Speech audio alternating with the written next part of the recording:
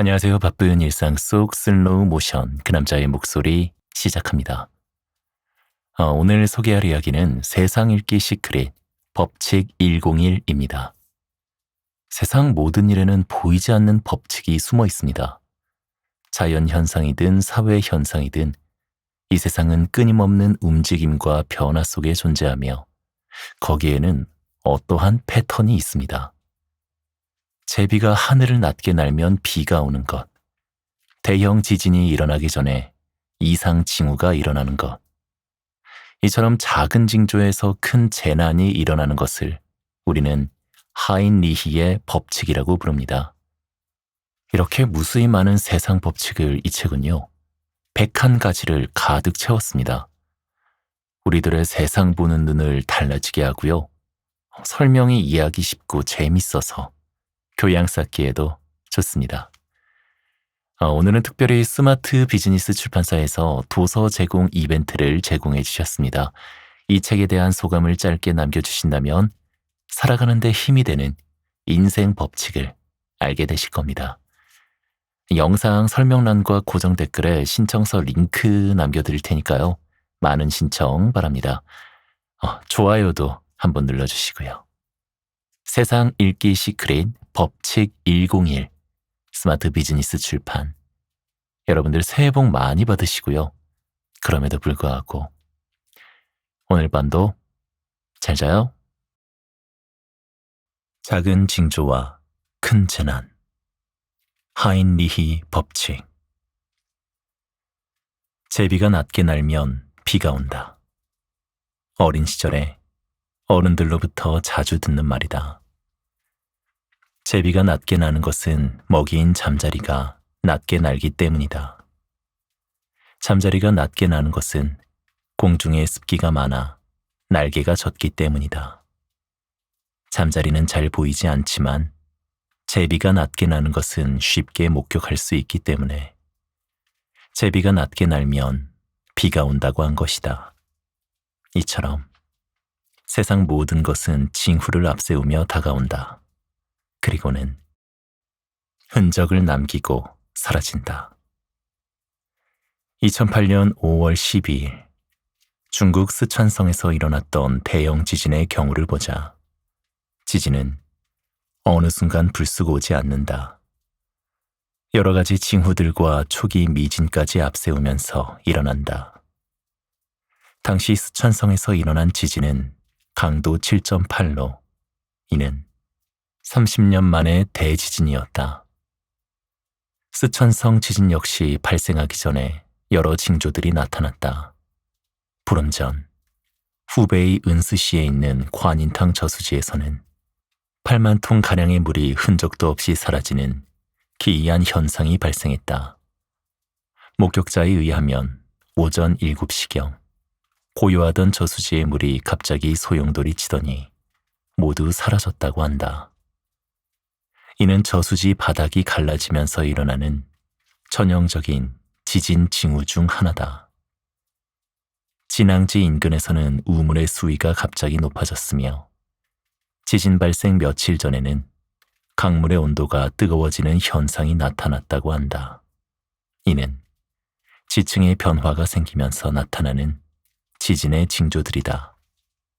또 지진 발생 10여일 전에 지진 운이 발생하는가 하면 지진 발생 사흘 전에는 이상 징후를 느낀 수십만 마리의 두꺼비가 집단으로 이동하는 현상이 나타났다. 지진운이란 지층 속에 있던 뜨거운 김이 갈라진 틈으로 흘러나와 형성되는 구름을 말한다. 이것을 보고 주민들은 지진의 징조라며 당국의 대책을 요구했다. 하지만 당국에서는 이틀 연속 비가 내리고 수온이 상승하여 두꺼비들이 산란과 부화를 위해 이동하는 것이라며 주민들을 안심시켰다. 올림픽을 앞두고 대회 이미지를 의식해서 이를 무시한 것이다. 그러나 이는 곧 대대적인 지진으로 이어졌다. 사회적인 현상들도 마찬가지다. 교통사고가 잦은 곳은 대형 사고가 기다리고 있는 것으로 보면 맞다. 몇 가지 잠재적인 징후들이 앞서거니 뒤서거니 하면서 우연처럼 겹쳐지면 큰 사건으로 이어진다. 한 번의 대형 사고가 일어나기 전에 여러 번의 작은 사고가 지나가고 잠재적인 사고는 더 많이 지나간다는 것이다. 이것을 처음 통계적인 법칙으로 정립한 사람은 하버드 윌리엄 하인리히였다. 미 해군 장교 출신의 하인리히는 보험회사에서 보험감독관으로 산업재해 관련 일을 하고 있었다. 그는 크고 작은 각종 산업재해를 보면서 사고들 사이에 어떤 상관관계가 있을지 모른다는 생각이 들었다. 그리고 그에 관한 본격적인 연구에 착수했다. 그는 보험회사에 접수된 5만 건의 사건, 사고에 대한 자료를 분석하며 이들의 통계적인 상관관계를 밝혀냈다. 그에 의하면 한 번의 대형 사고, 이를테면 산업재해로 사망사고가 발생했다면 그 이전에 동일한 원인으로 인한 부상은 26건, 부상까지로 이어지지는 않았지만 사고가 날 뻔한 경우는 300건 정도가 발생했다고 한다. 1929년에 발표된 이 논문은 하인리히 법칙으로 명명되었다. 이를 사회적인 사건, 사고에 적용하면 강력 범죄 사건 하나가 발생할 경우 동일 수법의 경범죄가 29회, 범죄로 이어지지는 않았지만 범죄의 시도가 300건 정도 있다는 것으로 볼 수 있다. 우리나라 교통 관련 연구원에서 발표한 자료도 이와 근사한 수치를 보이고 있다.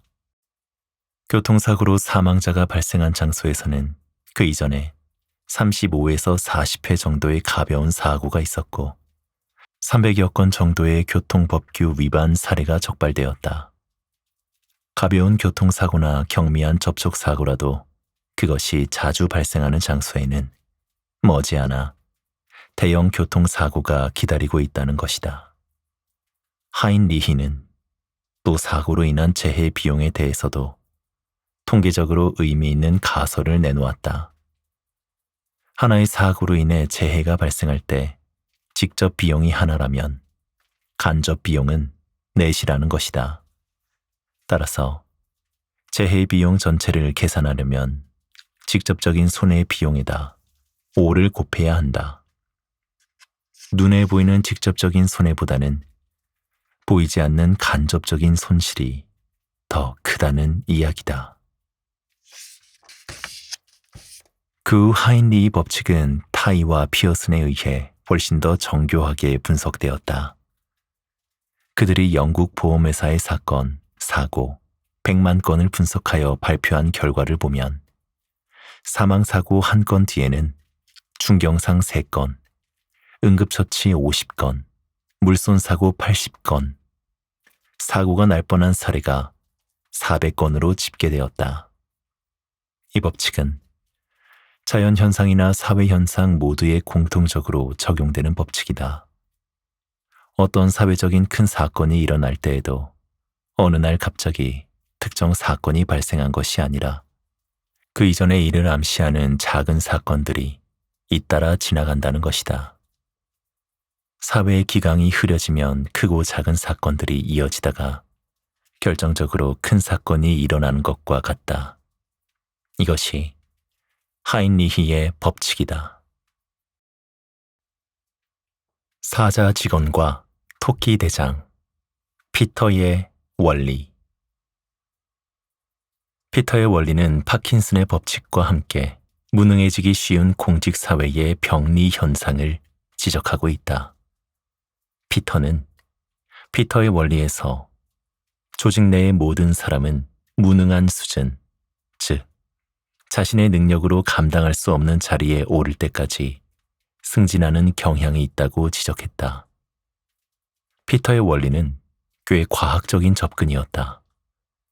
피터는 정부, 군대, 산업 조직을 역사적 과학적으로 분석하여 결국 조직의 높은 자리는 무능력한 사람들로 채워지게 된다고 주장했다. 군대를 예로 보자. 일선 지휘관이 능력을 인정받아 더 높은 자리로 승진했다면 새로이 승진한 직위에서는 군인으로서 그의 자세, 부하 통솔력, 용맹스러움 등이 점점 중요하지 않게 된다.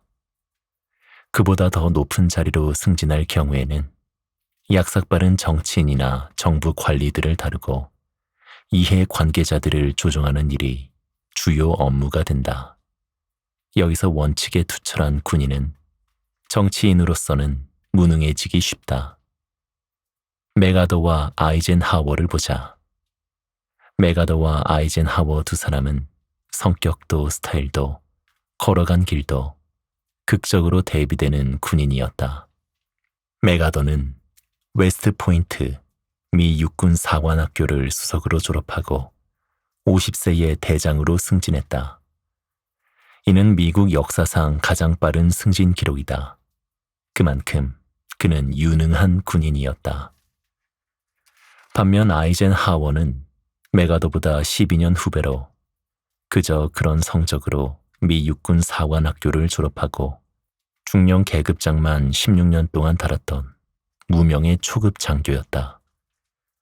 그러다가 제2차 세계대전이 발발하자 아이젠하워는 마샬 장군에게 발탁되어 해마다 준장, 소장, 중장, 대장으로 승승장구 진급했다. 그리고 마침내 노르망디 상륙 작전을 성공시켜 영웅이 되어 귀국했다. 두 사람을 비교하자면 메가더는 장군으로서는 유능했지만 정치적으로 무능했다. 반면 아이젠하워는 초급 장교 시절까지는 그저 그런 군인이었으나 별을 달면서부터 준장, 소장, 중장, 대장, 그리고 대통령까지 한 걸음에 내달린 사람이었다. 여기서 관료제의 병폐가 드러난다. 만약 미국의 대통령 선발이 선거가 아닌 관료주의의 특성인 내부 승진 방식으로 이루어졌더라면 연공 서열에서 절대적으로 유리한 메가더가 대통령이 되었을 것이다. 그랬다면 메가더는 미국 역사상 가장 무능한 대통령이 되었을 것이라는 생각이 학자들의 공통된 견해다. 메가더가 군사적인 전략밖에 모르는 고집불통이었다면 아이젠하워는 장군이 되면서부터는 조정자로서 중재자로서 뛰어난 리더십을 발휘했다. 노르망디 상륙작전 당시 아이젠하워의 리더십을 보자. 연합국 사령관인 아이젠하워는 영국의 몽고메리 장군, 미국의 패튼 장군, 영국의 처칠 수상, 프랑스의 드골 대통령 등의 협조가 절실했다. 이들 중 어느 하나라도 협조하지 않으면 노르망디 상륙작전은 성공할 수 없었다. 그러나 알다시피 앞서 언급한 인사들은 모두 당대 최고의 고집불통들이었다. 각자의 이해관계가 다르고 색깔이 강한 이들을 다독거려 공통의 분모를 만들어낸 인물이 바로 아이젠하워였다. 이렇듯 지위가 높을수록 전문적인 업무 능력보다는 다양한 이해관계로 얽힌 사람들을 다루고 설득하는 능력이 훨씬 더 중요하다. 이것이 공통분모의 법칙이다. 메가더와 아이젠하워 두 사람에 대한 평가는 뉴욕타임스의 제임스 흉스 기자의 회고록에서 극명하게 나타난다.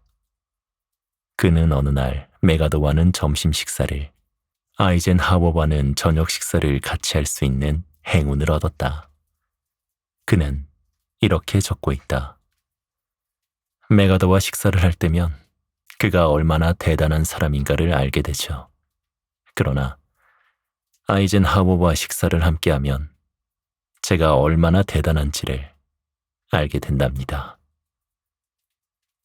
메가더는 남의 이야기를 듣지 않는 아집의 사나이였지만 아이젠하워는 남의 이야기를 들어주고 상대를 자기 편으로 끌어들이는 재주가 뛰어났던 것이다.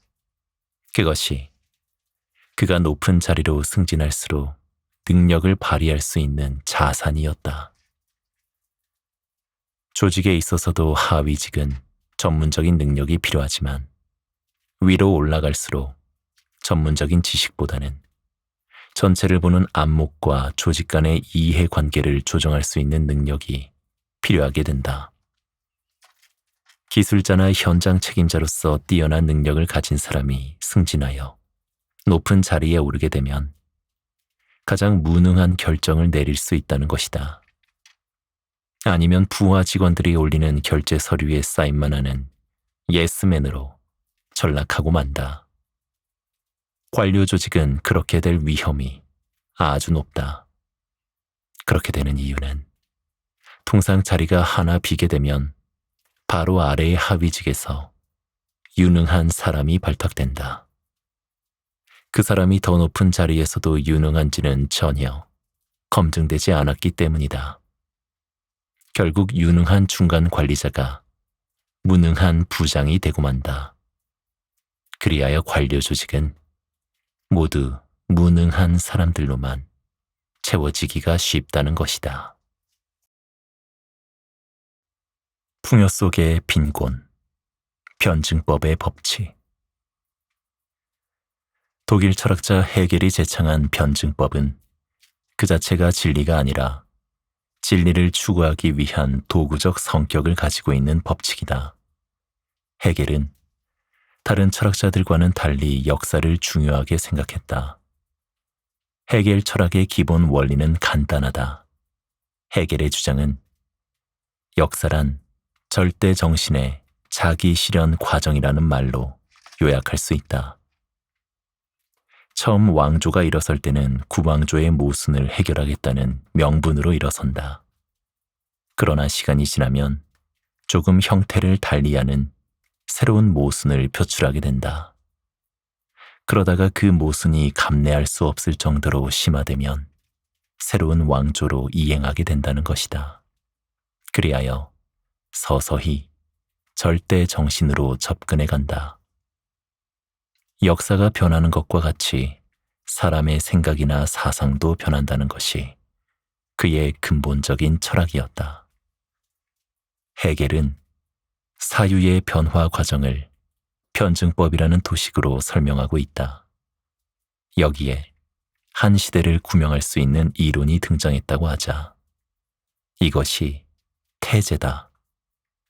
그러나 어떠한 철학이나 사상도 절대적인 것은 없다. 시간이 지나면 스스로에 내재되었던 모순이 표출되고 이것이 비주류인 논제, 안티테제로 등장한다. 그래서 이 둘은 당분간 서로 대립하게 된다. 다시 시간이 흐르면 이 둘의 갈등을 통합하는 새로운 합인 신태제가 새로운 주류로 등장한다는 것이다.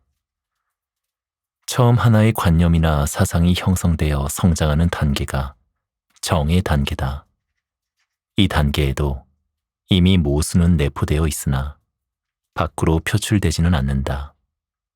그러다가 좀 더 성숙해지면 밖으로 모순이 드러나면서 반의 단계가 형성된다. 정과 반이 갈등을 빚으면서 정의 요소와 반의 모순이 함께 살아나는 새로운 합으로 이행되는 것이다.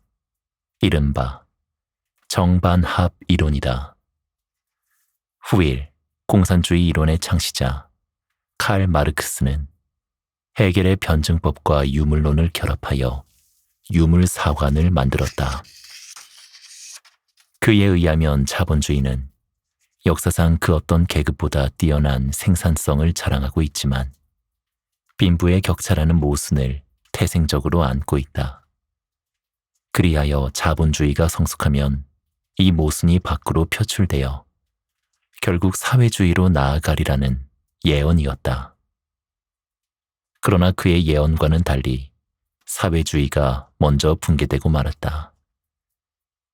자본주의가 빈부격차라는 모순을 내포하고 있다면 공산주의는 생산성 부족이라는 모순을 내포하고 있다. 사회주의의 붕괴는 그 두 개의 모순 중 생산성의 부족이 인류에게는 좀 더 치명적인 모순이라는 의미로 해석될 수 있을 것이다. 2등이 1등보다 더 행복하다. 프레임의 법칙. 미국에서 널리 알려진 우화다. 두 사람이 예배를 드리러 가는 길이었다. 그중 한 사람인 세실이 물었다. 이반 모리스, 기도 중에 담배를 피워도 된다고 생각하나? 모리스가 대답했다. 글쎄, 잘 모르겠는데. 라삐한테 물어보는 게 어때? 세실이 먼저 라삐에게 다가가 물었다. 선생님, 기도 중에 담배를 피워도 되나요? 라삐는 정색하면서 대답했다. 형제여, 기도는 하나님과 나누는 엄숙한 대화인데 기도 중에 담배를 피우다니. 절대 그럴 수는 없다네. 세실의 이야기를 옆에서 듣고 있던 모리스가 말했다. 선생님, 담배를 피우는 중에는 기도하면 안 되나요? 라삐는 환한 미소를 얼굴에 띄웠다. 그리고는 말했다. 형제여, 기도는 때와 장소가 필요 없다네. 담배를 피우는 중에도 기도는 얼마든지 드릴 수 있다네. 동일한 현상도 관점에 따라 전혀 다르게 보여질 수 있다. 프레임은 창틀 정도의 의미를 가진 단어지만 여기서는 관점 혹은 생각의 틀과 같은 의미로 사용하고자 한다. 생각의 틀을 바꾸면 불행도 행복으로 느껴진다는 것이다. 이것이 프레임의 법칙이다. 코넬 대학 심리학 교실에서 재밌는 연구 결과를 내놓았다. 그것은 올림픽에서 메달을 딴 선수들의 표정을 분석한 것이었다. 기쁜 표정을 짓는 선수의 순서는 금, 은, 동이 아니라 금, 동, 은이었다. 분석팀에서는 그 이유를 프레임의 이론으로 풀이하고 있다. 물론 금메달을 딴 선수는 기쁜 표정이다. 그러나 은메달을 딴 선수는 속으로 이런 생각을 한다는 것이다. 조금만 더 노력했으면 금메달을 딸 수 있었을 텐데. 그러면서 금메달의 시각으로 자신의 은메달을 생각한 반면 동메달을 딴 선수는 메달을 따지 못한 선수들의 관점에서 자신의 동메달을 보게 된다. 그래서 동메달을 딴 선수가 은메달을 딴 선수보다 더 환한 표정을 짓는다는 이야기였다. 쓰레기 청소를 하면서도 늘 환한 표정을 짓고 있는 할아버지 청소부가 있었다.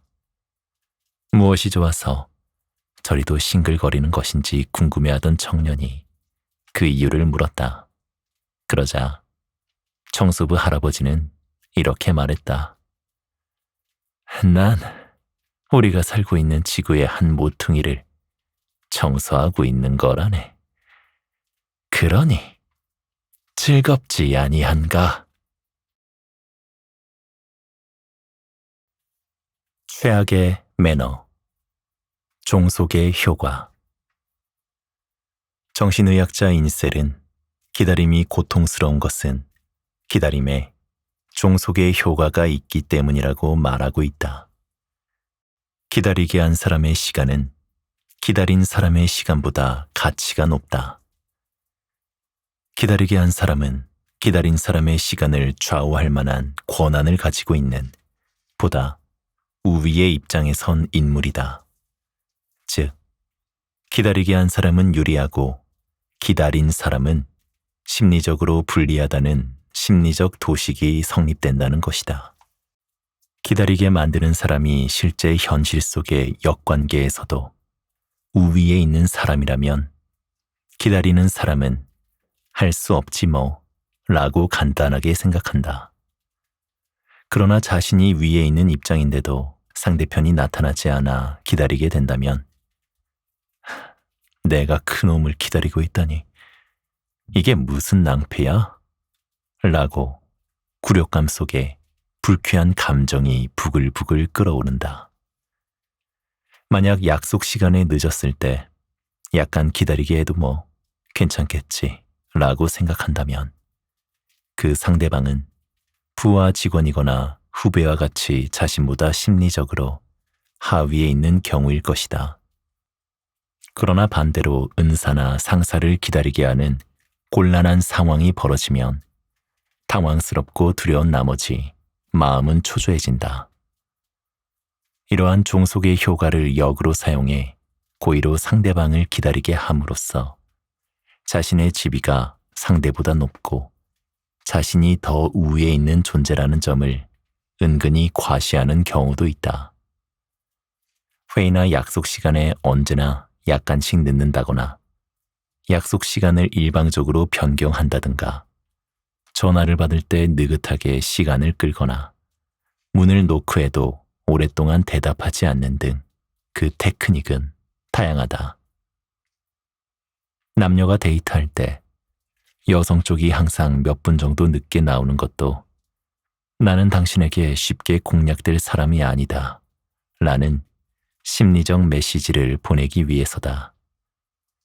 여기에는 약한 존재인 여성이 강한 존재인 남성을 동요시킴으로써 일종의 균형을 회복하고자 하는 심리도 작용된다.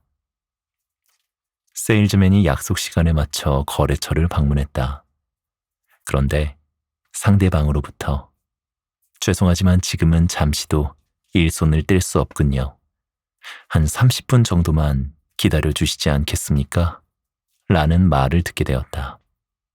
할 수 없이 기다리는 사이에 곰곰이 자기 처지를 생각해보니 무기력하기 짝이 없다. 바로 종속의 효과가 당신을 지배한 것이다. 그러나 남을 기다리게 하는 행위란 상대 입장이나 서로의 인간관계와 상관없이 기본적으로 신뢰를 범한 것임에 틀림없다. 상대방이 기다리지 않도록 배려하는 것이 가장 최선의 매너라고 할 수 있다. 이거 참, 자네에게 면목이 없네. 이 다음에 어떤 시기로든지 벌충함세. 정중하게 사과함으로써 상대가 느끼고 있는 굴욕감과 종속감을 줄일 필요가 있다.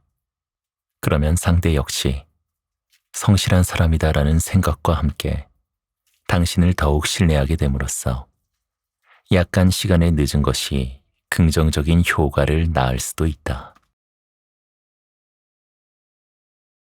빛 좋은 게살구 레몬 시장의 법칙. 전문적인 지식이 필요한 첨단 기술 제품이나 상당한 지식과 정보가 있어야 이해할 수 있는 상품이라면 판매자와 구매자 사이에 현격한 정보의 격차가 생긴다. 의사와 환자의 관계를 상정해보자.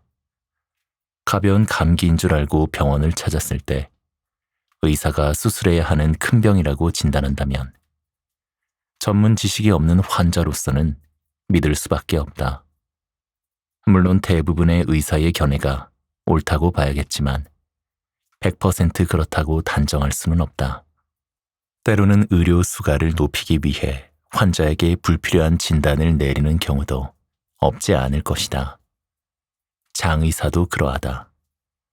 이것저것 따지고들 경황이 없는 소비자로서는 장의사의 말을 믿을 수밖에 없기 때문이다. 이럴 때의 소비자는 절대적으로 불리한 위치에 서게 된다. 경제학자들은 이런 상품의 대표적인 사례로 중고차 시장을 든다. 중고차를 취급하는 사람은 자동차 전문가다.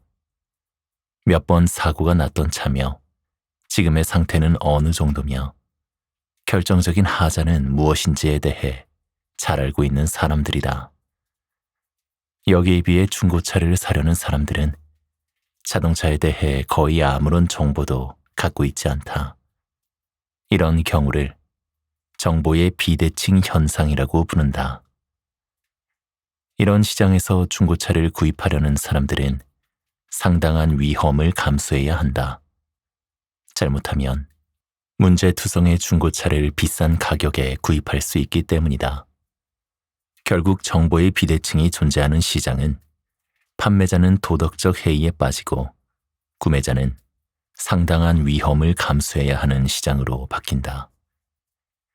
A, B, C 세 종류의 중고차가 시장에 나왔다고 하자 A는 아주 상태가 양호한 중고차, B는 보통 정도, C는 여러 번 사고가 났던 불량품이다. 이런 사실을 판매자는 알고 있지만 구입하려는 사람들은 알지 못한다. 판매자는 모두를 A급 가격에 파는 것이 가장 유리하고 구매자는 C급 가격으로 구입하는 것이 가장 유리하다. 이것을 정보를 갖지 않은 자의 역선택이라고 부른다. A급을 인지할 수 있는 능력이 없기 때문에 모두를 C급으로 매도한다는 의미다. 그리하여 중고차 가격은 판매자와 구매자의 수급 원리에 의해 중간 정도인 B급 가격으로 형성된다. 이렇게 되면 판매자의 입장에서는 B와 C급의 중고차를 평균 가격에 팔면 정상적이지만 A를 평균 가격에 팔아서는 손해가 나게 된다. 그러면 A급의 중고차는 중고차 시장 대신 주위에 잘 아는 사람들 사이에서 개별적으로 거래되어 중고차 시장은 서서히 C급 중고차로 넘치게 된다는 것이다. 이러한 현상을 노벨 경제학상 수상자인 버클리 대학의 에컬로프 교수는 레몬 시장이라고 명명했다. 레몬은 겉모양만 그럴싸할 뿐 씌어서 먹지 못하는 과일이기 때문이다. 우리말로 번역하자면 빛 좋은 게살구가 된다. 금융시장도 마찬가지다. 복잡한 금융상품, 그 중에서도 고등수학을 동원해야 이해할 수 있는 정교한 파생상품에 대해 일반인들은 거의 알지 못한다. 그러면 금융시장은 결국 엉터리 상품들로 넘치게 된다. 미국에서 일어난 금융위기의 원인도 이런 금융상품에서 비롯된 것으로 봐야 한다. 그래서 상품 정보는 일반인들이 쉽게 알 수 있도록 적나라하게 공개되고 비교되어야 한다. 생명보험의 약관처럼 중요한 내용을 읽기 힘든 작은 글자로 쓴 그런 보험에는 분명 숨기는 무언가가 있다는 것이다. 1990년대 후반 미국에서 있었던 일이다. 어느 날부터인가 생명보험 가격이 경쟁적으로 하락하기 시작했다. 가격이 하락할 특별한 요인이 있는 것도 아니었다. 건강보험, 자동차보험, 주택보험 등 다른 분야는 별다른 변화가 없었다. 이것의 요인을 제공한 것은 바로 인터넷이었다. 1990년대 중반부터 동종의 웹사이트들을 비교해주는 서비스가 생겨나면서 소비자들이 보험 상품들을 한눈에 발가벗기듯이 비교할 수 있게 된 것이다. 그러자 비싼 가격의 나쁜 조건으로 충분한 정보와 지식이 없는 소비자들을 등치던 보험 회사들이 서둘러 조건을 변경시켰던 것이다. 이로 인해 소비자들은 연간 10억 달러나 절약할 수 있게 되었다. 마야 문명이 사라진 원인은 도전과 응전의 법칙. 영국인들은 청어를 아주 좋아했다. 하지만 청어가 잡히는 곳은 북해나 베링 해협 같은 먼 바다였기에 싱싱한 청어를 먹기가 쉽지 않았다. 배에 싣고 오는 동안에 대부분 죽기 때문이다. 그런데 언젠가부터 살아있는 청어가 런던 수산시장에 대량으로 공급되기 시작했다. 그 비결은 청어를 운반해오는 수조에 청어의 천적인 물메기 몇 마리를 함께 넣는 것이다. 천적에게 잡히지 않으려는 노력이 청어를 살아있게 하는 원동력이 된 것이다. 영국의 역사학자 토인비는 저술과 강연에서 청어 이야기를 자주 인용했다. 자신의 역사 이론인 도전과 응전의 법칙을 비유적으로 설명하기에 적합한 소재였기 때문이다. 토인비는 불멸의 저작 역사 연구에서 인류의 역사를 도전과 응전의 과정으로 보고 있다. 외부의 도전에 효과적으로 응전했던 민족이나 문명은 살아남았지만 그렇지 못한 문명은 소멸했다. 또 도전이 없었던 민족이나 문명도 무사 안일에 빠져 사라지고 말았다. 토인비는 20년 동안 26개의 문명권이 등장하고 쇠락하는 과정을 추적하면서 도전과 응전에 매달렸다. 토인비는 문명을 일으킨 자연 환경은 안락한 환경이 아니라 대부분 가혹한 환경이었다고 말한다. 자연 조건이 지나치게 좋은 환경에서는 오히려 문명이 나타나지 않았다. 고대 문명과 세계 3대 종교의 발상지가 모두 척박한 땅이었다는 것이 이를 증명한다. 토인비는 가혹한 환경에 성공적으로 응전한 사례로 이집트 문명, 수메르 문명, 미노스 문명, 인도 문명, 안데스 문명, 중국 문명 등을 들고 있다. 이집트 문명을 일으킨 민족은 원래 아프리카 북부 지역에서 수렵 생활을 하며 살고 있었다. 지금부터 5에서 6천 년 전 아프리카 북부를 걸치고 있던 강우 전선이 북유럽 쪽으로 차츰 이동했다. 그러자 아프리카 북부와 남아시아 지역은 빠르게 건조 사막지대로 변해갔다. 이들은 이론상 3가지 선택을 할 수 있었다. 그곳에 남아 기존의 수렵 생활을 영위하면서 연명하거나 그 자리에 남아 있으되 수렵 생활 대신 유목이나 농경 생활로 살아가는 방식을 바꾸거나 거주 지역과 생활 방식을 모두 바꾸거나 셋 중 하나였다. 그리고 3가지 응전 중 어느 것을 택했느냐에 따라서 이들의 운명이 갈렸다. 그 자리에 남아 조상들의 방식대로 수렵 생활을 계속했던 부족은 오래가지 못하고 사라졌으며 생활 방식을 바꾼 부족은 지금 아프리카 스텝 지역의 유목민이 되었고 나일 강변 밀림 지역으로 옮겨 농경과 목축을 선택한 부족들은 마침내 찬란한 이집트 문명과 수메르 문명을 일궜다. 나일 강변은 수량이 풍부하고 땅이 비옥해서 농사 짓기에는 적합했지만 해마다 반복되는 나일강의 범람은 또 다른 도전이었다. 그러나 그런 도전이 있었기에 이집트 문명이 가능했다. 해마다 반복되는 범람 시기를 예측하기 위해 천문학과 태양력이 발달했고 범람 후의 경지 측정을 위해 기하학이 발달했다.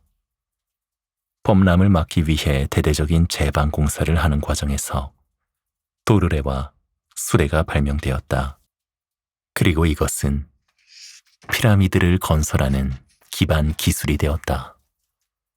고대 중국 문명을 보자.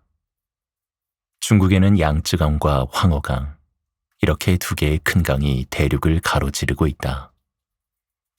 양쯔강 유역은 기후가 따뜻한 데다 강물의 흐름도 완만하고 농토가 비옥하여 농사 짓기에 안성맞춤이었다. 그러나 쿤룬 산맥에서 발원하여 바레만으로 흐르는 황허강은 혹독한 추위로 겨울이면 얼어붙어 배가 다닐 수 없었다. 더구나 해마다 범람을 반복하여 많은 생명과 재산을 앗아갔다. 그러나 고대 문명을 일으킨 지역은 양쯔강이 아니라 바로 험난한 황허 강변이었다. 토인비는 외부의 도전이 없어 스스로 사라져버린 문명으로 고대의 마야 문명을 들고 있다.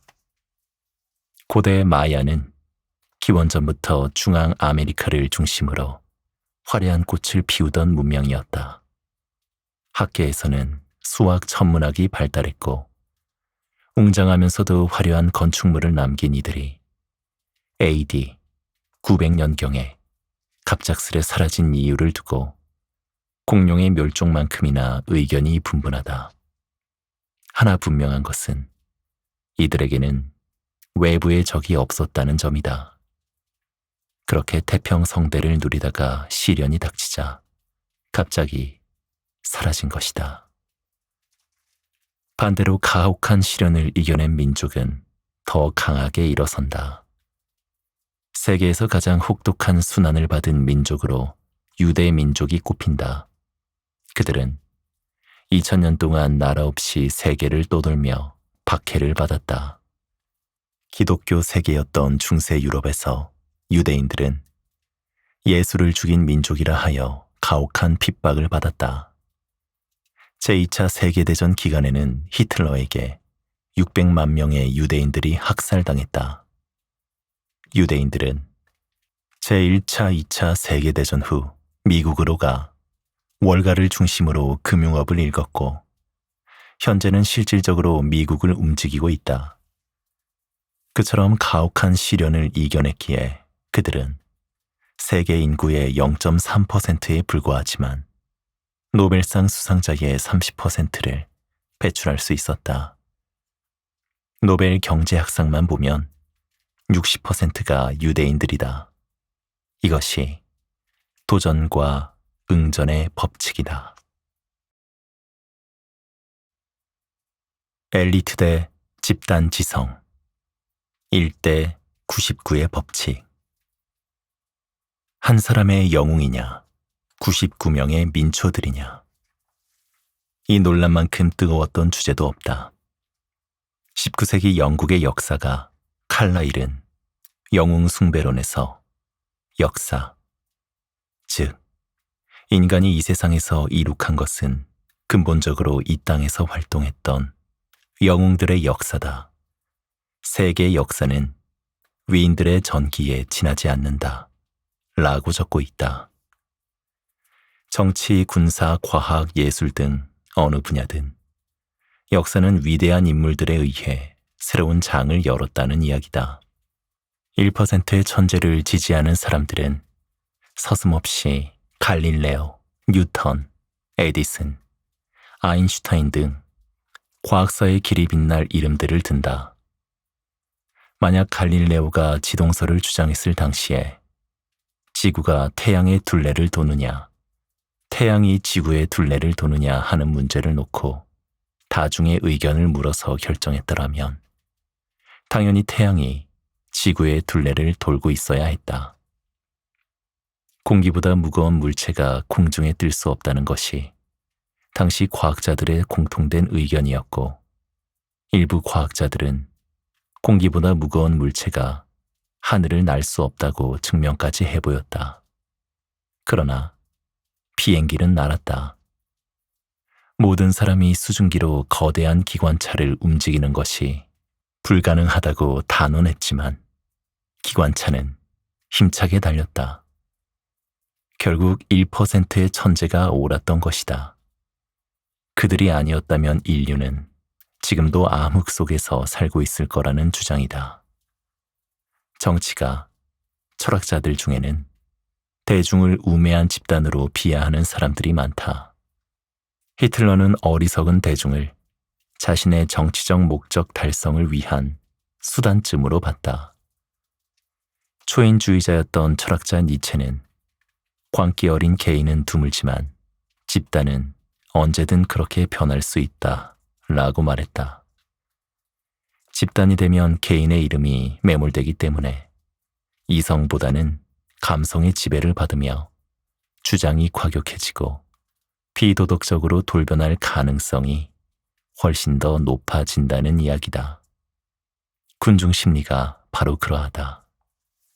사회학자 구스타프 르봉도 인간은 집단을 이루면서 모두가 어리석어진다고 주장하면서 집단은 언제나 소수 엘리트보다 열등하다고 봤다. 여기에 우생학도 한몫을 한다. 우생학의 창시자로 알려진 영국의 프랜시스 골턴은 우량인자들 간의 교배로 동식물의 품종을 개량할 수 있듯이 인간도 같은 방법으로 얼마든지 우수한 인종을 만들어낼 수 있다고 주장했다. 종의 기원을 쓴 찰스 다윈의 사촌이기도 했던 골턴은 자신의 가문에서 훌륭한 인재들이 많이 배출되는 이유를 우생학이라는 개념에서 찾았다.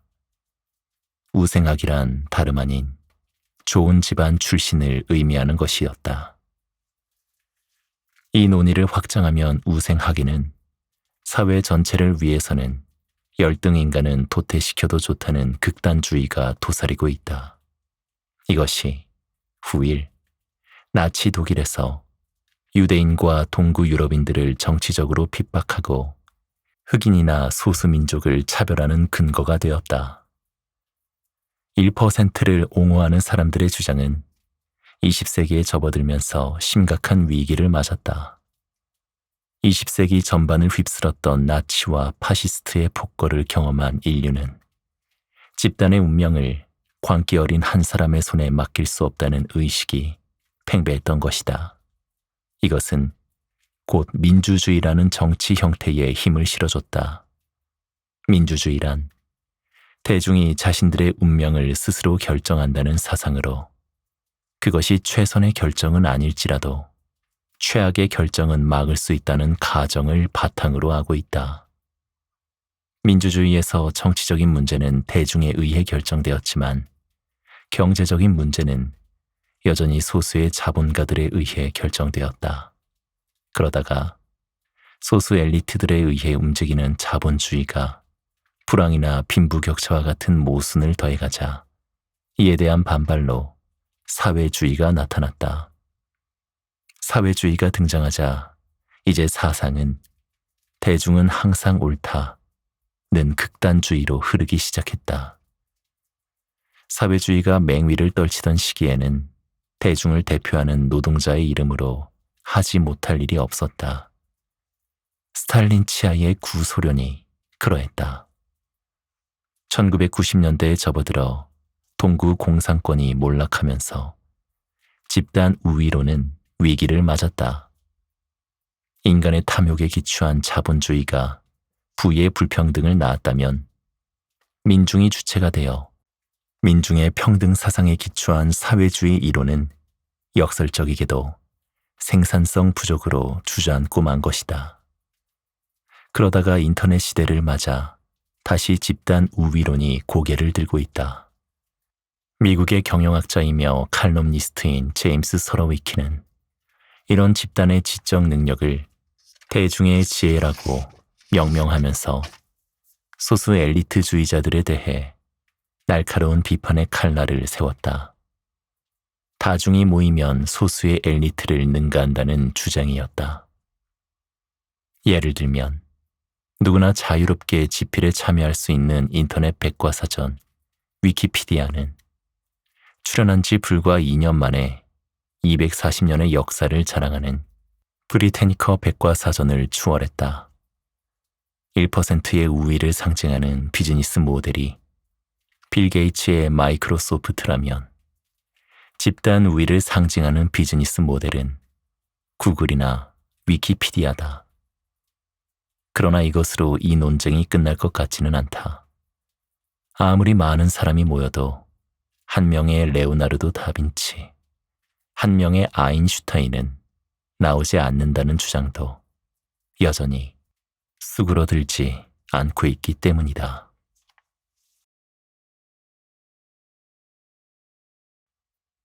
세상을 바꾼 우연들, 세렌디피티 법칙. 독일 괴팅겐 대학의 물리학자이자 철학자인 게오르크 크리스토프 리히텐베르크는 발견과 발명에 대해 이렇게 말하고 있다. 모든 발견은 우연에 속한다. 결과에 얼마나 가까이 있느냐, 멀리 있느냐의 차이가 있을 뿐이다. 그렇지 않다면 과학자들은 편지를 쓰듯 발견이나 발명을 할 수 있을 것이다. 노벨의 다이너마이트는 실수로 발명되었고 렌트겐의 X선, 플레밍의 페니실린, 제너의 종두 모두 우연에서 얻어진 결과들이었다. 억세게 운이 좋았던 발견은 벤젠의 분자 구조였다. 독일 화학자 케쿨레는 꿈속에서 뱀들이 꼬리에 꼬리를 물고 빙글빙글 돌고 있는 것을 보고는 깜짝 놀라 잠에서 깨어났다. 예사롭지 않은 꿈이라고 생각하면서 꿈에 본 뱀들의 모습을 종이 위에 그려봤더니 그것은 바로 자신이 그토록 찾던 벤젠의 분자 구조였다. 이것을 어떻게 설명해야 할까? 단순한 우연이라기에는 어딘가 석연치 않은 구석이 있다. 또 같은 꿈을 꿨더라도 다른 사람이었으면 그야말로 개꿈으로 치부해버렸을 것이다.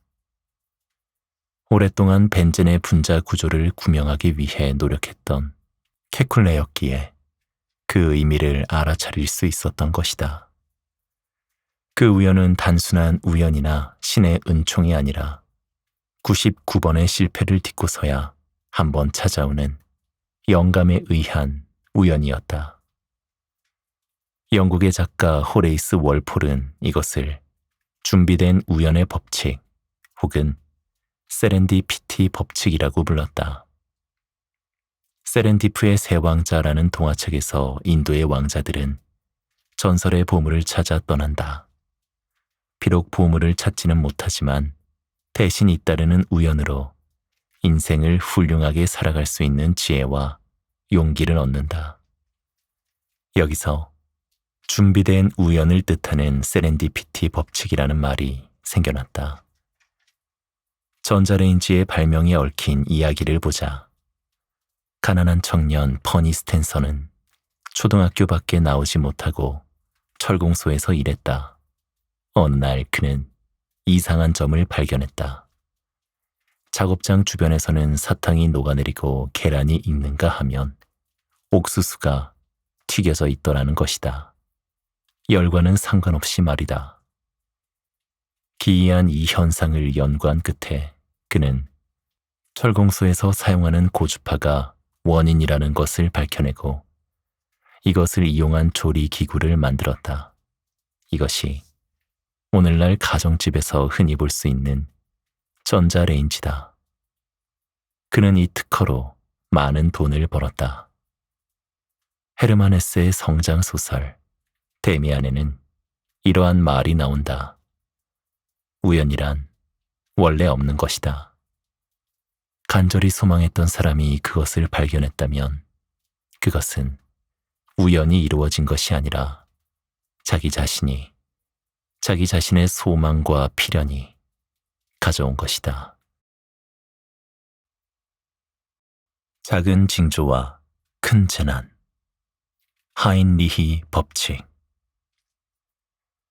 제비가 낮게 날면 비가 온다.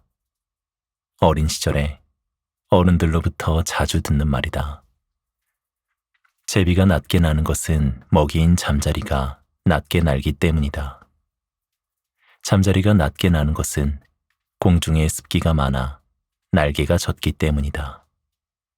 잠자리는 잘 보이지 않지만 제비가 낮게 나는 것은 쉽게 목격할 수 있기 때문에 제비가 낮게 날면 비가 온다고 한 것이다. 이처럼 세상 모든 것은 징후를 앞세우며 다가온다. 그리고는 흔적을 남기고 사라진다.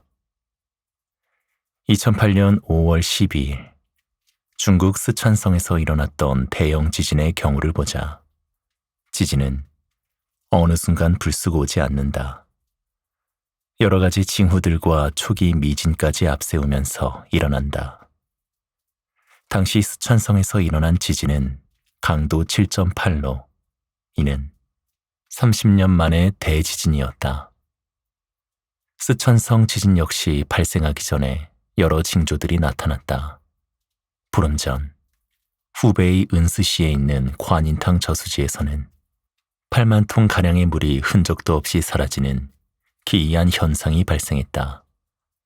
목격자에 의하면 오전 7시경 고요하던 저수지의 물이 갑자기 소용돌이 치더니 모두 사라졌다고 한다. 이는 저수지 바닥이 갈라지면서 일어나는 전형적인 지진 징후 중 하나다. 진앙지 인근에서는 우물의 수위가 갑자기 높아졌으며 지진 발생 며칠 전에는 강물의 온도가 뜨거워지는 현상이 나타났다고 한다. 이는 지층의 변화가 생기면서 나타나는 지진의 징조들이다. 또 지진 발생 10여일 전에 지진운이 발생하는가 하면 지진 발생 사흘 전에는 이상 징후를 느낀 수십만 마리의 두꺼비가 집단으로 이동하는 현상이 나타났다. 지진운이란 지층 속에 있던 뜨거운 김이 갈라진 틈으로 흘러나와 형성되는 구름을 말한다. 이것을 보고 주민들은 지진의 징조라며 당국의 대책을 요구했다. 하지만 당국에서는 이틀 연속 비가 내리고 수온이 상승하여 두꺼비들이 산란과 부화를 위해 이동하는 것이라며 주민들을 안심시켰다. 올림픽을 앞두고 대회 이미지를 의식해서 이를 무시한 것이다. 그러나 이는 곧 대대적인 지진으로 이어졌다. 사회적인 현상들도 마찬가지다. 교통사고가 잦은 곳은 대형 사고가 기다리고 있는 것으로 보면 맞다. 몇 가지 잠재적인 징후들이 앞서거니 뒤서거니 하면서 우연처럼 겹쳐지면 큰 사건으로 이어진다. 한 번의 대형 사고가 일어나기 전에 여러 번의 작은 사고가 지나가고 잠재적인 사고는 더 많이 지나간다는 것이다. 이것을 처음 통계적인 법칙으로 정립한 사람은 하버드 윌리엄 하인리히였다. 미 해군 장교 출신의 하인리히는 보험회사에서 보험 감독관으로 산업재해 관련 일을 하고 있었다. 그는 크고 작은 각종 산업재해를 보면서 사고들 사이에 어떤 상관관계가 있을지 모른다는 생각이 들었다. 그리고 그에 관한 본격적인 연구에 착수했다. 그는 보험회사에 접수된 5만 건의 사건, 사고에 대한 자료를 분석하며 이들의 통계적인 상관관계를 밝혀냈다. 그에 의하면 한 번의 대형 사고, 이를테면 산업재해로 사망사고가 발생했다면 그 이전에 동일한 원인으로 인한 부상은 26건, 부상까지로 이어지지는 않았지만 사고가 날 뻔한 경우는 300건 정도가 발생했다고 한다. 1929년에 발표된 이 논문은 하인리히 법칙으로 명명되었다. 이를 사회적인 사건, 사고에 적용하면 강력 범죄 사건 하나가 발생할 경우 동일 수법의 경범죄가 29회, 범죄로 이어지지는 않았지만 범죄의 시도가 300건 정도 있다는 것으로 볼 수 있다. 우리나라 교통관련연구원에서 발표한 자료도 이와 근사한 수치를 보이고 있다. 교통사고로 사망자가 발생한 장소에서는 그 이전에 35에서 40회 정도의 가벼운 사고가 있었고 300여 건 정도의 교통법규 위반 사례가 적발되었다. 가벼운 교통사고나 경미한 접촉사고라도 그것이 자주 발생하는 장소에는 머지않아 대형 교통사고가 기다리고 있다는 것이다. 하인리히는 또 사고로 인한 재해 비용에 대해서도 통계적으로 의미 있는 가설을 내놓았다. 하나의 사고로 인해 재해가 발생할 때 직접 비용이 하나라면 간접 비용은 넷이라는 것이다. 따라서 재해 비용 전체를 계산하려면 직접적인 손해 비용에다 5를 곱해야 한다. 눈에 보이는 직접적인 손해보다는 보이지 않는 간접적인 손실이 더 크다는 이야기다. 그 후 하인리히 법칙은 타이와 피어슨에 의해 훨씬 더 정교하게 분석되었다. 그들이 영국 보험회사의 사건, 사고 100만 건을 분석하여 발표한 결과를 보면 사망사고 1건 뒤에는 중경상 3건, 응급처치 50건, 물손사고 80건, 사고가 날 뻔한 사례가 400건으로 집계되었다. 이 법칙은 자연현상이나 사회현상 모두에 공통적으로 적용되는 법칙이다. 어떤 사회적인 큰 사건이 일어날 때에도 어느 날 갑자기 특정 사건이 발생한 것이 아니라 그 이전의 일을 암시하는 작은 사건들이 잇따라 지나간다는 것이다. 사회의 기강이 흐려지면 크고 작은 사건들이 이어지다가 결정적으로 큰 사건이 일어나는 것과 같다. 이것이 하인리히의 법칙이다. 사자 직원과 토끼 대장, 피터의 원리. 피터의 원리는 파킨슨의 법칙과 함께 무능해지기 쉬운 공직사회의 병리 현상을 지적하고 있다. 피터는 피터의 원리에서 조직 내의 모든 사람은 무능한 수준, 즉 자신의 능력으로 감당할 수 없는 자리에 오를 때까지 승진하는 경향이 있다고 지적했다. 피터의 원리는 꽤 과학적인 접근이었다. 피터는 정부, 군대, 산업 조직을 역사적 과학적으로 분석하여 결국 조직의 높은 자리는 무능력한 사람들로 채워지게 된다고 주장했다. 군대를 예로 보자. 일선 지휘관이 능력을 인정받아 더 높은 자리로 승진했다면 새로이 승진한 직위에서는 군인으로서 그의 자세, 부하 통솔력, 용맹스러움 등이 점점 중요하지 않게 된다. 그보다 더 높은 자리로 승진할 경우에는 약삭빠른 정치인이나 정부 관리들을 다루고 이해 관계자들을 조종하는 일이 주요 업무가 된다. 여기서 원칙에 투철한 군인은 정치인으로서는 무능해지기 쉽다. 메가더와 아이젠하워를 보자. 메가더와 아이젠하워 두 사람은 성격도 스타일도 걸어간 길도 극적으로 대비되는 군인이었다. 메가더는 웨스트포인트 미 육군 사관학교를 수석으로 졸업하고 50세의 대장으로 승진했다. 이는 미국 역사상 가장 빠른 승진 기록이다. 그만큼 그는 유능한 군인이었다. 반면 아이젠하워는 메가더보다 12년 후배로 그저 그런 성적으로 미 육군 사관학교를 졸업하고 중령 계급장만 16년 동안 달았던 무명의 초급 장교였다. 그러다가 제2차 세계대전이 발발하자 아이젠하워는 마샬 장군에게 발탁되어 해마다 준장, 소장, 중장, 대장으로 승승장구 진급했다. 그리고 마침내 노르망디 상륙 작전을 성공시켜 영웅이 되어 귀국했다. 두 사람을 비교하자면 메가더는 장군으로서는 유능했지만 정치적으로 무능했다. 반면 아이젠하워는 초급 장교 시절까지는 그저 그런 군인이었으나 별을 달면서부터 준장, 소장, 중장, 대장, 그리고 대통령까지 한 걸음에 내달린 사람이었다. 여기서 관료제의 병폐가 드러난다.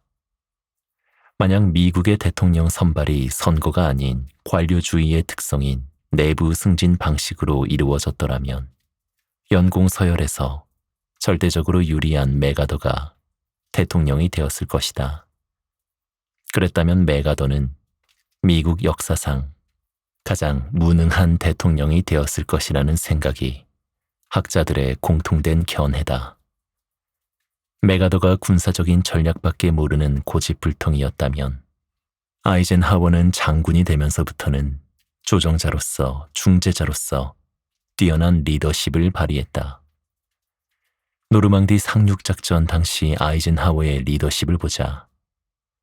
연합국 사령관인 아이젠하워는 영국의 몽고메리 장군, 미국의 패튼 장군, 영국의 처칠 수상, 프랑스의 드골 대통령 등의 협조가 절실했다. 이들 중 어느 하나라도 협조하지 않으면 노르망디 상륙작전은 성공할 수 없었다. 그러나 알다시피 앞서 언급한 인사들은 모두 당대 최고의 고집불통들이었다. 각자의 이해관계가 다르고 색깔이 강한 이들을 다독거려 공통의 분모를 만들어낸 인물이 바로 아이젠하워였다. 이렇듯 지위가 높을수록 전문적인 업무 능력보다는 다양한 이해관계로 얽힌 사람들을 다루고 설득하는 능력이 훨씬 더 중요하다. 이것이 공통분모의 법칙이다. 메가더와 아이젠하워, 두 사람에 대한 평가는 뉴욕타임스의 제임스 흉스 기자의 회고록에서 극명하게 나타난다. 그는 어느 날 메가더와는 점심 식사를, 아이젠하워와는 저녁 식사를 같이 할 수 있는 행운을 얻었다. 그는 이렇게 적고 있다. 메가더와 식사를 할 때면 그가 얼마나 대단한 사람인가를 알게 되죠. 그러나 아이젠하워와 식사를 함께하면 제가 얼마나 대단한지를 알게 된답니다. 메가더는 남의 이야기를 듣지 않는 아집의 사나이였지만 아이젠하워는 남의 이야기를 들어주고 상대를 자기 편으로 끌어들이는 재주가 뛰어났던 것이다. 그것이 그가 높은 자리로 승진할수록 능력을 발휘할 수 있는 자산이었다. 조직에 있어서도 하위직은 전문적인 능력이 필요하지만 위로 올라갈수록 전문적인 지식보다는 전체를 보는 안목과 조직 간의 이해관계를 조정할 수 있는 능력이 필요하게 된다. 기술자나 현장 책임자로서 뛰어난 능력을 가진 사람이 승진하여 높은 자리에 오르게 되면 가장 무능한 결정을 내릴 수 있다는 것이다. 아니면 부하 직원들이 올리는 결제 서류에 사인만 하는 예스맨으로 전락하고 만다. 관료 조직은 그렇게 될 위험이 아주 높다. 그렇게 되는 이유는 통상 자리가 하나 비게 되면 바로 아래의 하위직에서 유능한 사람이 발탁된다. 그 사람이 더 높은 자리에서도 유능한지는 전혀 검증되지 않았기 때문이다. 결국 유능한 중간 관리자가 무능한 부장이 되고 만다. 그리하여 관료 조직은 모두 무능한 사람들로만 채워지기가 쉽다는 것이다. 풍요 속의 빈곤, 변증법의 법칙. 독일 철학자 헤겔이 제창한 변증법은 그 자체가 진리가 아니라 진리를 추구하기 위한 도구적 성격을 가지고 있는 법칙이다. 헤겔은 다른 철학자들과는 달리 역사를 중요하게 생각했다. 헤겔 철학의 기본 원리는 간단하다. 헤겔의 주장은 역사란 절대 정신의 자기 실현 과정이라는 말로 요약할 수 있다. 처음 왕조가 일어설 때는 구왕조의 모순을 해결하겠다는 명분으로 일어선다. 그러나 시간이 지나면 조금 형태를 달리하는 새로운 모순을 표출하게 된다. 그러다가 그 모순이 감내할 수 없을 정도로 심화되면 새로운 왕조로 이행하게 된다는 것이다. 그리하여 서서히 절대 정신으로 접근해 간다.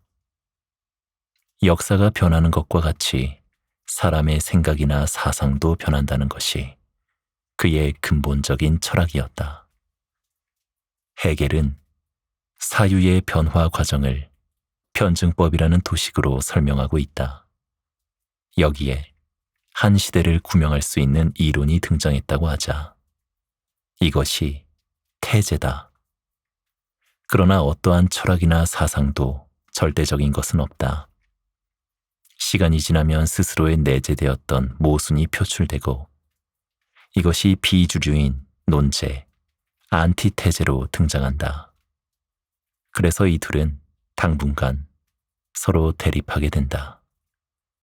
다시 시간이 흐르면 이 둘의 갈등을 통합하는 새로운 합인, 신태제가 새로운 주류로 등장한다는 것이다.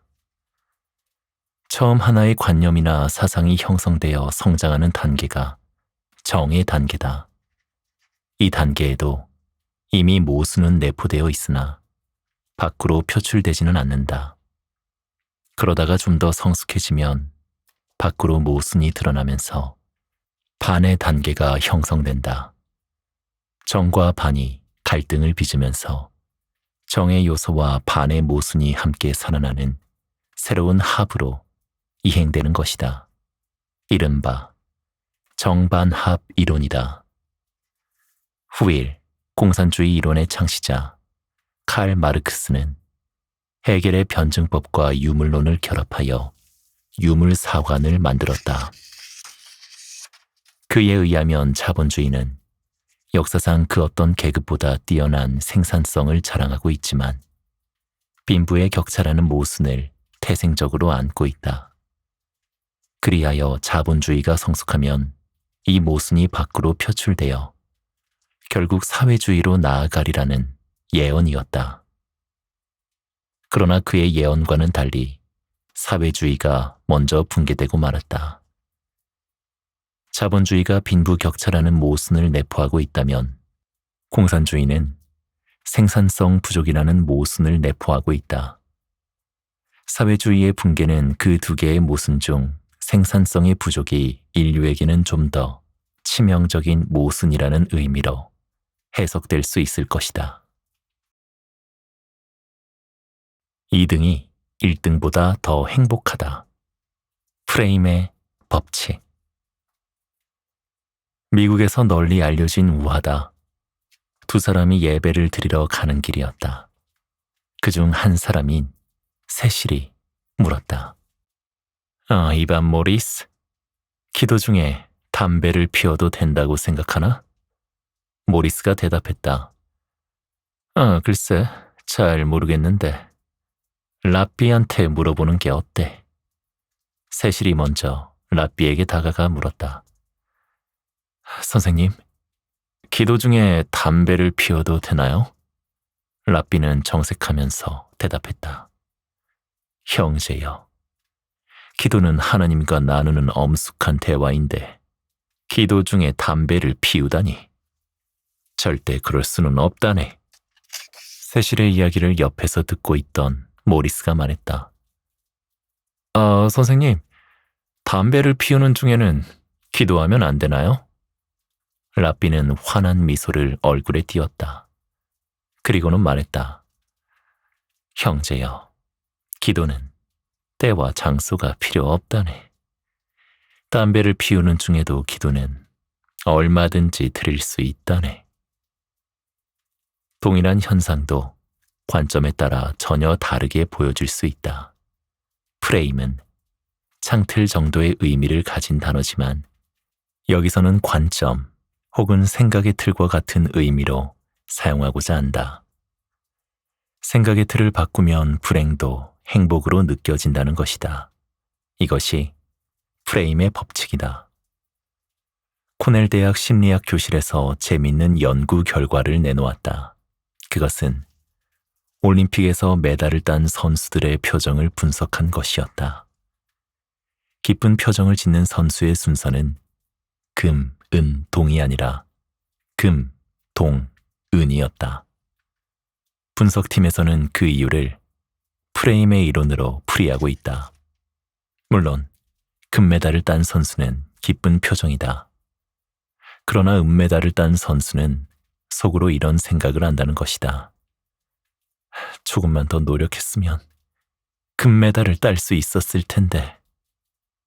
그러면서 금메달의 시각으로 자신의 은메달을 생각한 반면 동메달을 딴 선수는 메달을 따지 못한 선수들의 관점에서 자신의 동메달을 보게 된다.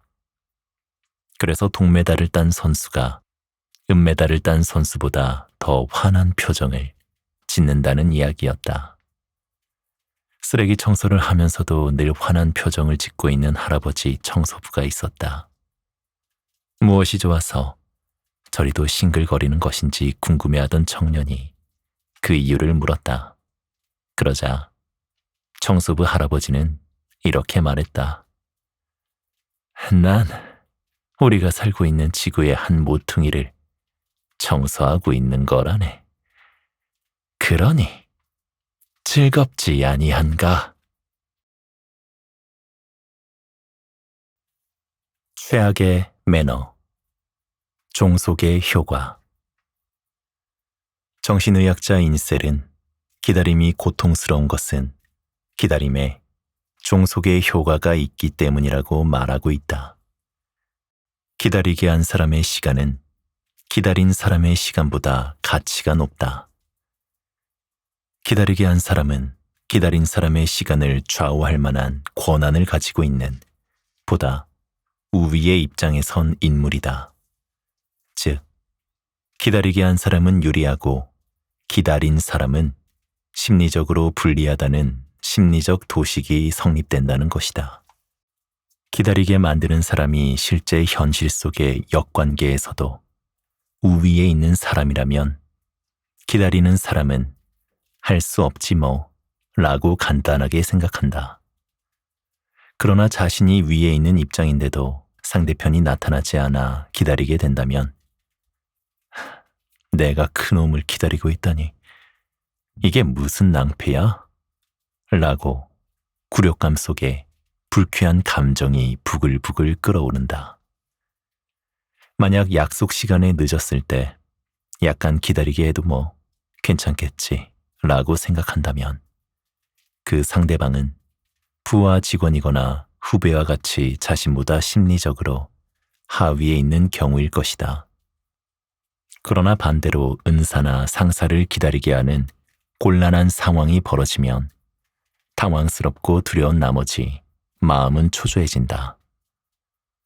이러한 종속의 효과를 역으로 사용해 고의로 상대방을 기다리게 함으로써 자신의 지위가 상대보다 높고 자신이 더 우위에 있는 존재라는 점을 은근히 과시하는 경우도 있다. 회의나 약속 시간에 언제나 약간씩 늦는다거나 약속 시간을 일방적으로 변경한다든가 전화를 받을 때 느긋하게 시간을 끌거나 문을 노크해도 오랫동안 대답하지 않는 등 그 테크닉은 다양하다. 남녀가 데이트할 때 여성 쪽이 항상 몇 분 정도 늦게 나오는 것도 나는 당신에게 쉽게 공략될 사람이 아니다 라는 심리적 메시지를 보내기 위해서다. 여기에는 약한 존재인 여성이 강한 존재인 남성을 동요시킴으로써 일종의 균형을 회복하고자 하는 심리도 작용된다. 세일즈맨이 약속 시간에 맞춰 거래처를 방문했다. 그런데 상대방으로부터 죄송하지만 지금은 잠시도 일손을 뗄 수 없군요. 한 30분 정도만 기다려주시지 않겠습니까? 라는 말을 듣게 되었다. 할 수 없이 기다리는 사이에 곰곰이 자기 처지를 생각해보니 무기력하기 짝이 없다. 바로 종속의 효과가 당신을 지배한 것이다. 그러나 남을 기다리게 하는 행위란 상대 입장이나 서로의 인간관계와 상관없이 기본적으로 신뢰를 범한 것임에 틀림없다. 상대방이 기다리지 않도록 배려하는 것이 가장 최선의 매너라고 할 수 있다. 이거 참 자네에게 면목이 없네. 이 다음에 어떤 시기로든지 벌충함세. 정중하게 사과함으로써 상대가 느끼고 있는 굴욕감과 종속감을 줄일 필요가 있다. 그러면 상대 역시 성실한 사람이다라는 생각과 함께 당신을 더욱 신뢰하게 됨으로써 약간 시간에 늦은 것이 긍정적인 효과를 낳을 수도 있다. 빛 좋은 게살구 레몬 시장의 법칙. 전문적인 지식이 필요한 첨단 기술 제품이나 상당한 지식과 정보가 있어야 이해할 수 있는 상품이라면 판매자와 구매자 사이에 현격한 정보의 격차가 생긴다. 의사와 환자의 관계를 상정해보자. 가벼운 감기인 줄 알고 병원을 찾았을 때 의사가 수술해야 하는 큰 병이라고 진단한다면 전문 지식이 없는 환자로서는 믿을 수밖에 없다. 물론 대부분의 의사의 견해가 옳다고 봐야겠지만 100% 그렇다고 단정할 수는 없다. 때로는 의료 수가를 높이기 위해 환자에게 불필요한 진단을 내리는 경우도 없지 않을 것이다. 장의사도 그러하다. 이것저것 따지고들 경황이 없는 소비자로서는 장의사의 말을 믿을 수밖에 없기 때문이다. 이럴 때의 소비자는 절대적으로 불리한 위치에 서게 된다. 경제학자들은 이런 상품의 대표적인 사례로 중고차 시장을 든다. 중고차를 취급하는 사람은 자동차 전문가다. 몇 번 사고가 났던 차며 지금의 상태는 어느 정도며 결정적인 하자는 무엇인지에 대해 잘 알고 있는 사람들이다. 여기에 비해 중고차를 사려는 사람들은 자동차에 대해 거의 아무런 정보도 갖고 있지 않다. 이런 경우를 정보의 비대칭 현상이라고 부른다. 이런 시장에서 중고차를 구입하려는 사람들은 상당한 위험을 감수해야 한다. 잘못하면 문제투성의 중고차를 비싼 가격에 구입할 수 있기 때문이다. 결국 정보의 비대칭이 존재하는 시장은 판매자는 도덕적 해이에 빠지고 구매자는 상당한 위험을 감수해야 하는 시장으로 바뀐다. A, B, C 세 종류의 중고차가 시장에 나왔다고 하자 A는 아주 상태가 양호한 중고차, B는 보통 정도, C는 여러 번 사고가 났던 불량품이다. 이런 사실을 판매자는 알고 있지만 구입하려는 사람들은 알지 못한다.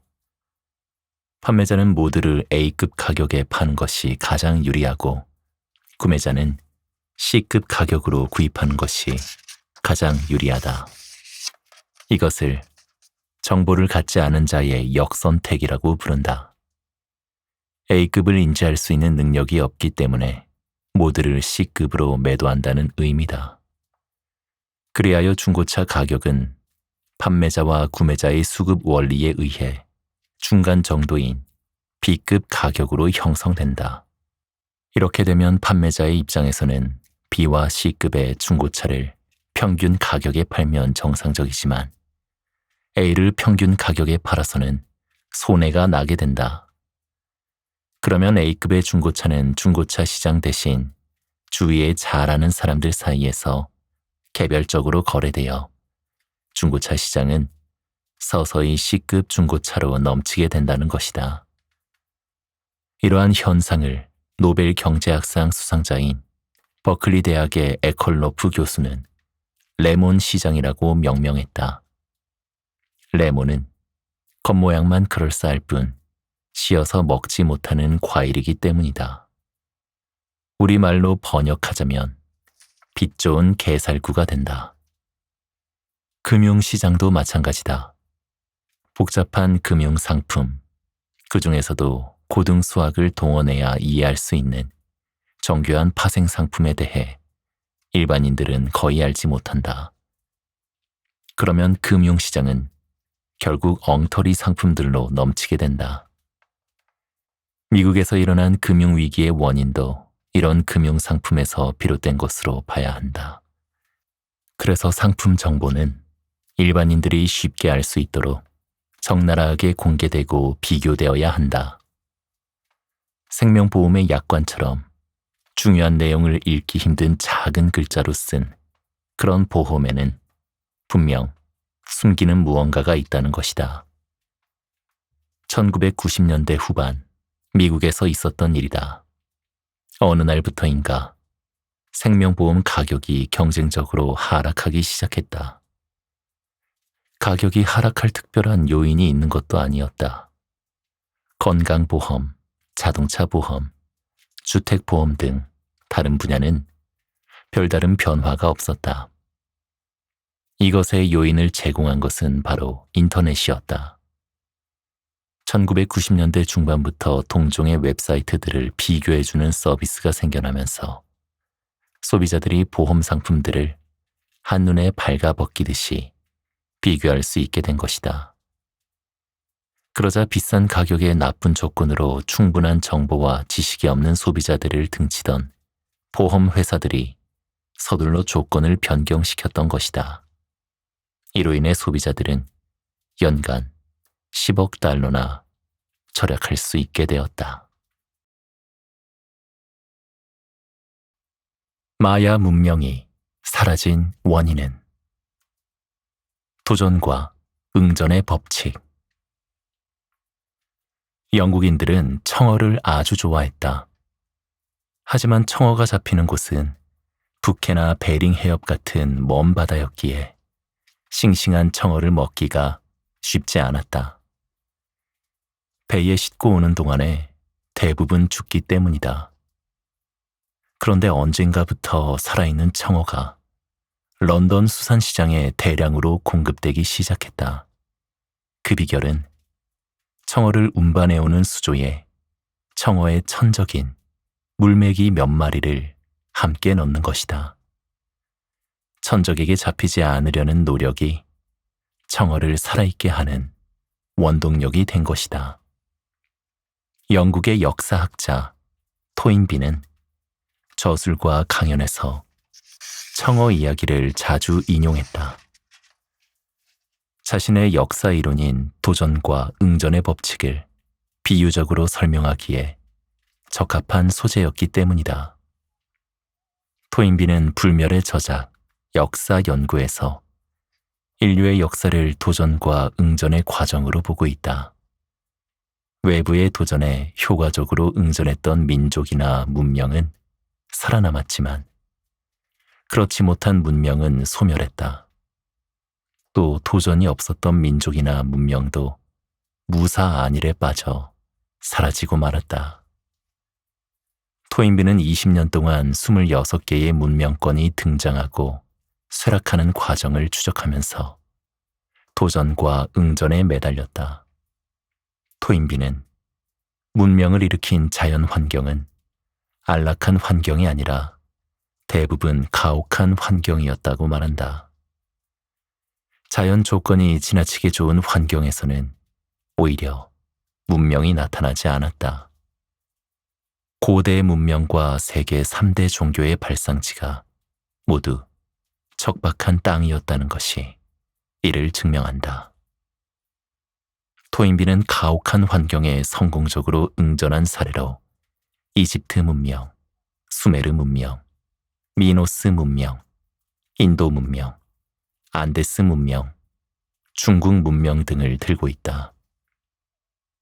이집트 문명을 일으킨 민족은 원래 아프리카 북부 지역에서 수렵 생활을 하며 살고 있었다.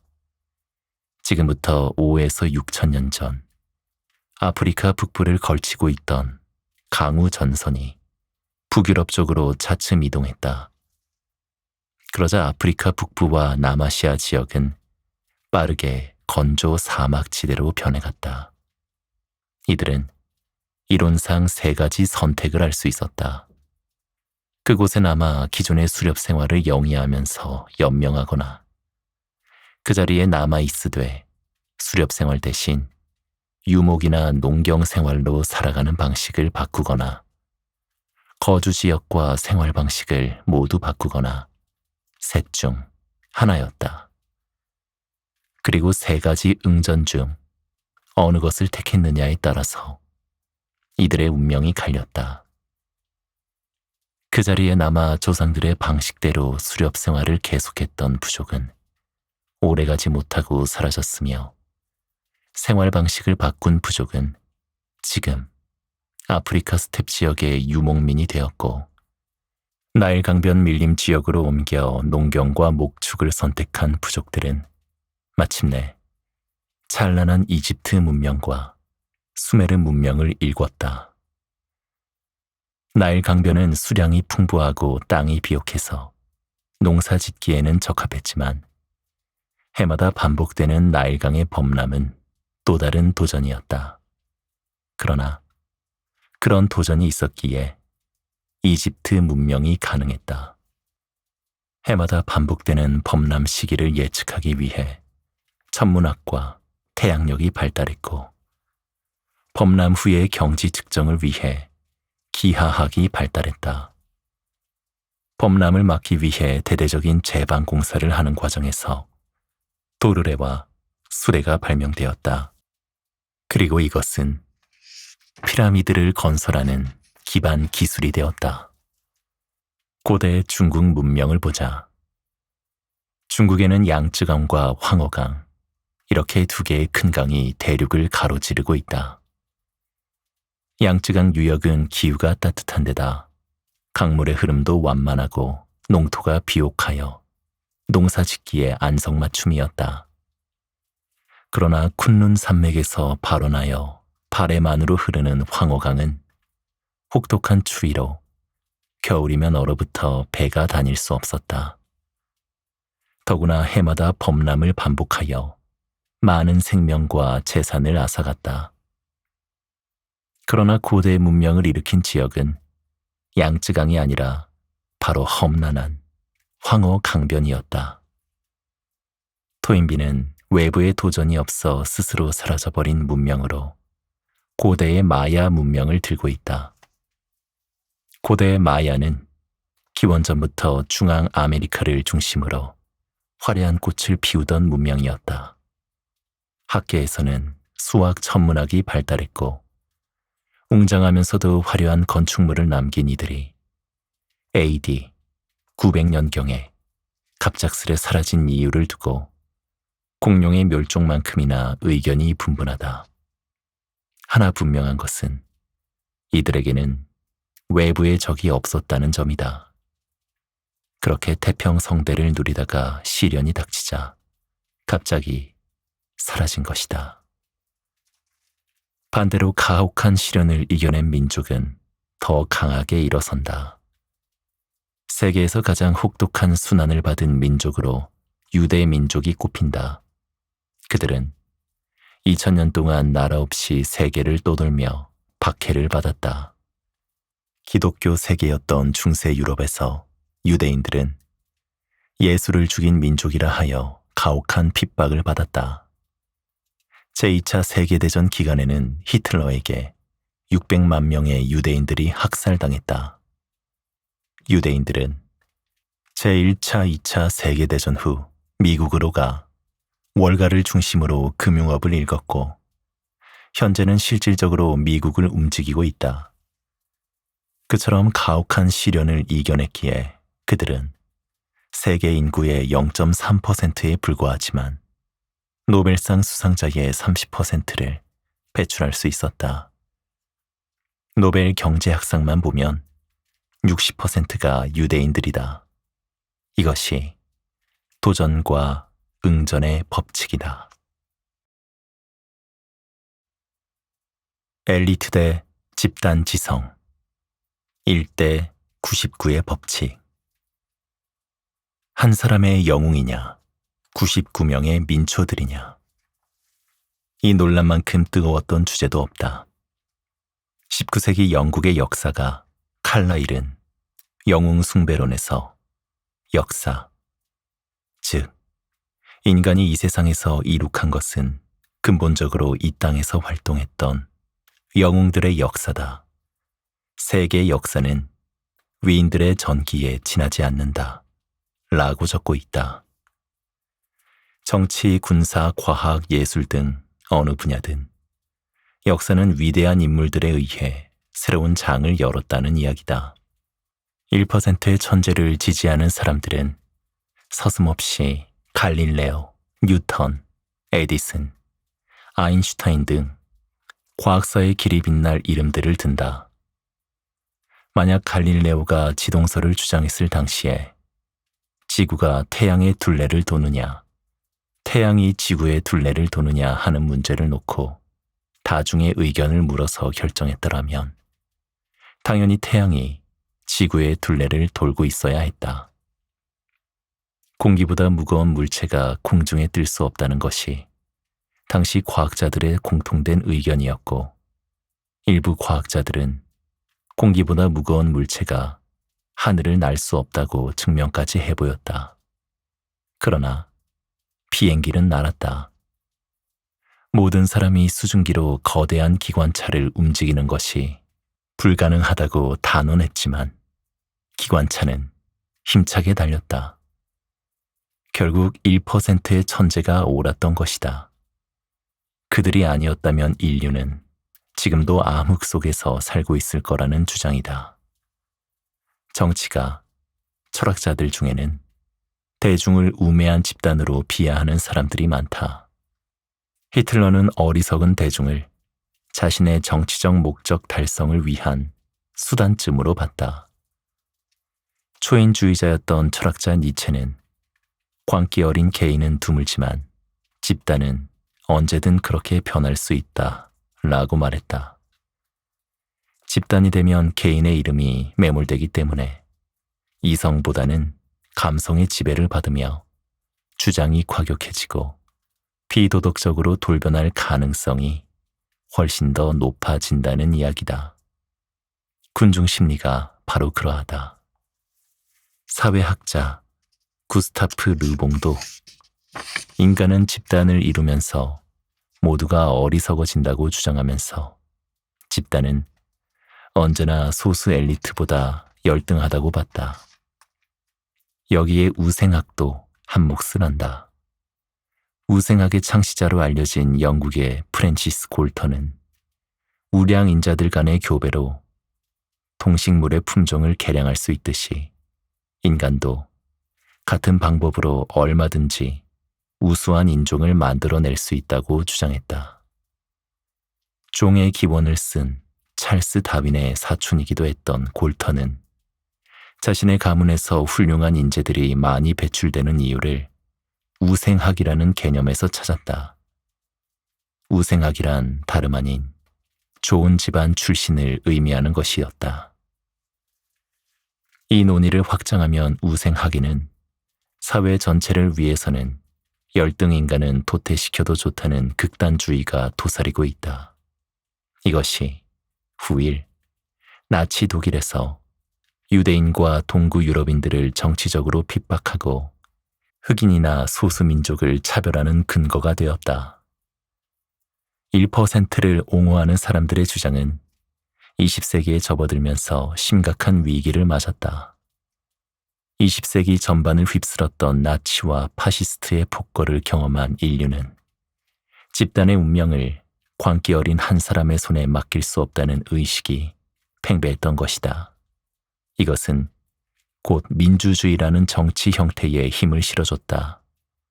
민주주의란 대중이 자신들의 운명을 스스로 결정한다는 사상으로 그것이 최선의 결정은 아닐지라도 최악의 결정은 막을 수 있다는 가정을 바탕으로 하고 있다.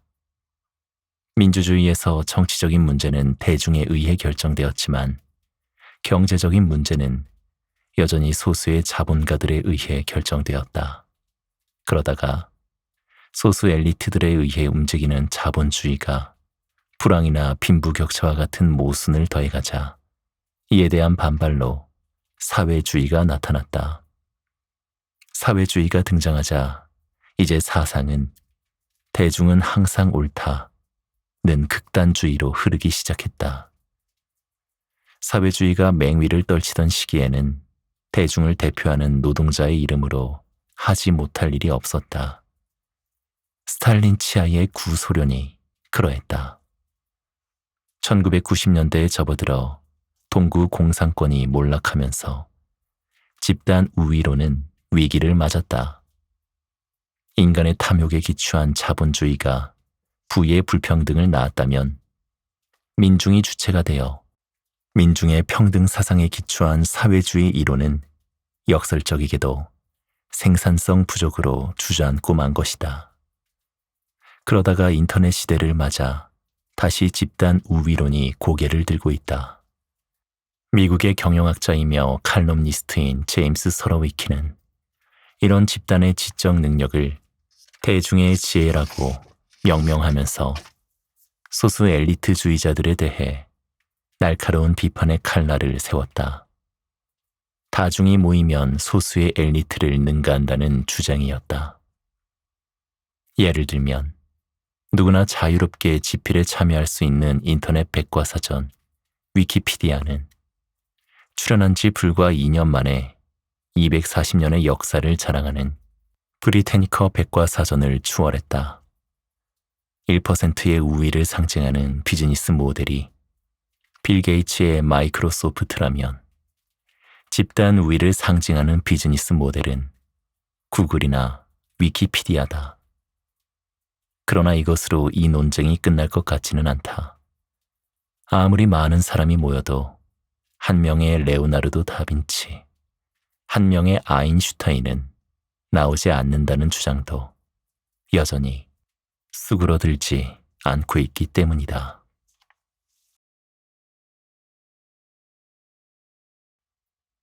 세상을 바꾼 우연들, 세렌디피티 법칙. 독일 괴팅겐 대학의 물리학자이자 철학자인 게오르크 크리스토프 리히텐베르크는 발견과 발명에 대해 이렇게 말하고 있다. 모든 발견은 우연에 속한다.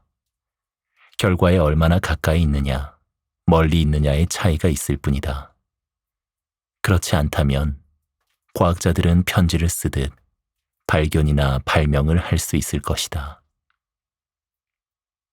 노벨의 다이너마이트는 실수로 발명되었고, 렌트겐의 X선, 플레밍의 페니실린, 제너의 종두 모두 우연에서 얻어진 결과들이었다.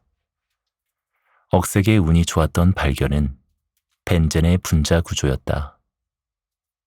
독일 화학자 케쿨레는 꿈속에서 뱀들이 꼬리에 꼬리를 물고 빙글빙글 돌고 있는 것을 보고는 깜짝 놀라 잠에서 깨어났다.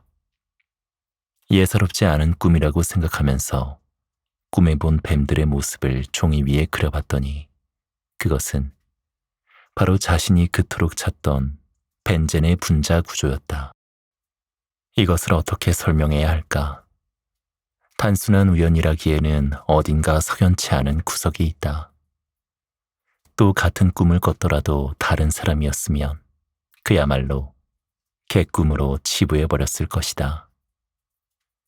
오랫동안 벤젠의 분자 구조를 구명하기 위해 노력했던 케쿨레였기에 그 의미를 알아차릴 수 있었던 것이다. 그 우연은 단순한 우연이나 신의 은총이 아니라 99번의 실패를 딛고서야 한 번 찾아오는 영감에 의한 우연이었다. 영국의 작가 호레이스 월폴은 이것을 준비된 우연의 법칙 혹은 세렌디피티 법칙이라고 불렀다. 세렌디프의 세 왕자라는 동화책에서 인도의 왕자들은 전설의 보물을 찾아 떠난다. 비록 보물을 찾지는 못하지만 대신 잇따르는 우연으로 인생을 훌륭하게 살아갈 수 있는 지혜와 용기를 얻는다. 여기서 준비된 우연을 뜻하는 세렌디피티 법칙이라는 말이 생겨났다. 전자레인지의 발명에 얽힌 이야기를 보자. 가난한 청년 퍼니 스탠서는 초등학교 밖에 나오지 못하고 철공소에서 일했다. 어느 날 그는 이상한 점을 발견했다. 작업장 주변에서는 사탕이 녹아내리고 계란이 익는가 하면 옥수수가 튀겨져 있더라는 것이다. 열과는 상관없이 말이다.